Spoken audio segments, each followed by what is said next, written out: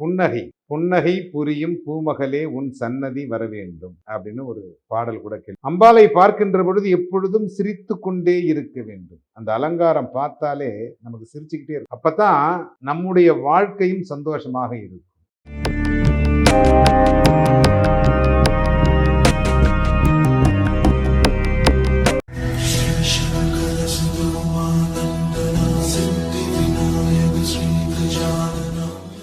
பரசுராம பரசுராம ஜமதக்னி ராமா பரசுராமா பரசுராமா ரேணுகா ராமா.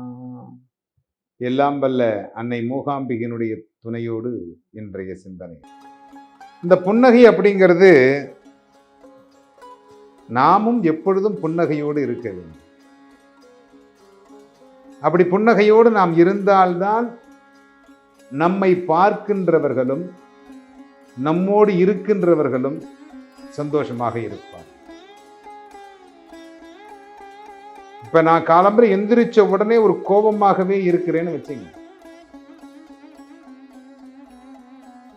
எங்க போச்சு பிரஷ் அப்படின்னு ஒரு கோபமா கேட்கிறேன்னு வச்சுங்க. அங்கதான் இருக்கும் பாருங்க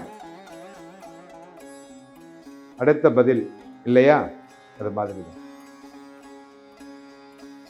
இங்கே இருந்த பிரஷ் எங்க போச்சுங்க அப்படின்ற ஒரு ரெஸ்பான்ஸோட கேட்டீங்கன்னா இதோ வந்து எடுத்து தர்றேன்னு சொல்லுவாங்க.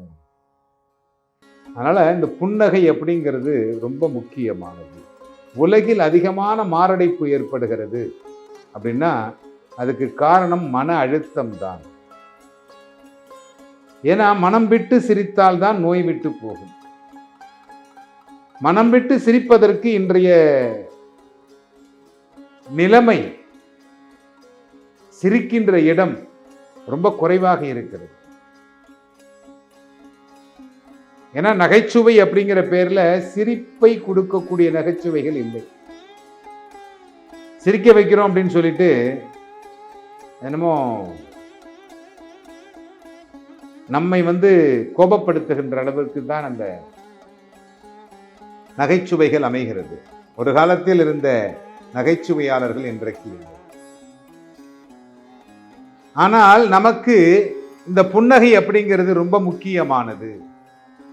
நாம் எதையும் அன்போடு அணுக வேண்டும். அன்பே சிவம், அன்போடு அணுக வேண்டும். அப்படி அன்போடு அணுகுகின்ற பொழுதுதான் நமக்கு ஒரு அன்பு கிடைக்கும். சாதாரணமா ஒரு பஸ்ல போறோம், நம்ம பக்கத்துல அருகாமையில் ஒருவர் உட்காருகிறார். அவரை நாம் கோபத்தோடு பார்த்தால் அவருக்கும் நம் மீது கோபமே வரும். நாம் அவர் புன்னகையோடு அன்போடு பார்த்தால் அவருக்கும் அன்பு வரும். ஆனால் எதை விதைக்கிறோமோ அதுதான் நமக்கு கிடைக்கும். இதுதான் உண்மை. விதைக்கின்ற பொருள்தான் அறுவடை செய்ய முடியும். அதனால நாம் எப்பொழுதும் அன்பை மட்டுமே அடுத்தவர்களிடத்திலே விதைக்க வேண்டும். புன்னகையோடு வாழ வேண்டும். ஏன் இதை எடுத்த உடனே அம்பால போய் புன்னகையோட பார்க்கணும்னு சொன்ன தெரியுமா உங்களுக்கு? அன்னை, உலகிற்கு அன்னையாக விளங்கக்கூடியவள் ராஜராஜேஸ்வரி. அந்த ராஜராஜேஸ்வரியாக விளங்கக்கூடிய அன்னை மூகாம்பிகை புன்னகையோடு ஒவ்வொரு நாளும் நாம் ஆலயத்திலே சென்று பார்க்கின்ற பொழுது நமக்கு ஒரு சந்தோஷத்தையும் ஒரு புதிய உத்தியையும் நமக்கு கொடுக்கிறது. ஏன்னா சிவபெருமானை பார்க்கின்ற பொழுது சிவலிங்க ரூபமாக இருப்பார். அங்கே புன்னகை என்பது நம் கற்பனையில் தான் பார்க்க வேண்டும். ஆனால் அன்னையாக விளங்கக்கூடியவள் உருவமாக இருப்பாள், புன்னகையோடு இருப்பாள். அந்த புன்னகையை நாம் பார்க்கின்ற பொழுது நமக்கு ஒரு ஆறுதல், ஒரு அன்பு என்பது நமக்கு கிடைக்கிறது. அப்படித்தான் நம்ம எல்லாத்தையுமே பழகணும். நம்முடைய உடல்நிலை சார்ந்த விஷயங்கள், உணவு சார்ந்த விஷயங்கள், இதுக்கெல்லாவற்றிற்குமே இந்த புன்னகை அப்படிங்கிறது ரொம்ப முக்கியமானது. புன்னகை ரொம்ப சிரிச்சுக்கிட்டே இருந்தா இளிச்சவாயன்னு சொல்லிடுவாங்க. எல்லா வேலையும் நம்ம தலையில கட்டிடுவாங்க.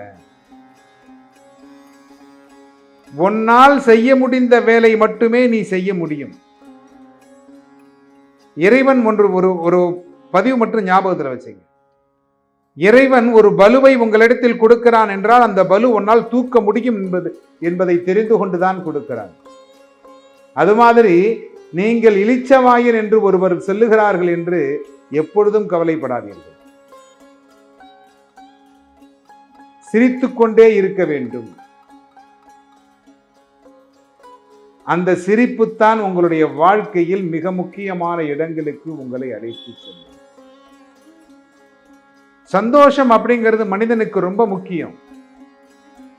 கோபமாக இருக்க ரத்தம் சூடாறிடும். அப்படி சூடேறிச்சுன்னா உங்களுக்கு தான் பிபி அதிகமாயிடும். அதை குறைப்பதற்குத்தான் இறை வழிபாட்டிலே தினமும் இறைவனை வழிபாடு செய்து 3 முறை வலம் வந்து நீங்கள் நமஸ்கரித்து, இந்த பழக்க வழக்கங்கள்லாம் நமக்கு முன்னோர்கள் எதுக்கு சொல்லி கொடுத்தாங்கன்னா, அதாவது அறிவியல் கலந்த வழிபாட்டு முறை. இதை யாரும் புரிஞ்சுக்கிறதே இல்லை. தத்துவங்களை கொண்டது இந்து மதம். வழிபாட்டு முறை சரியாக கடைபிடித்தீர்களேயானால் எப்பொழுதும் சந்தோஷம் என்பது உங்களுக்கு வந்து கொண்டே இருக்கும்.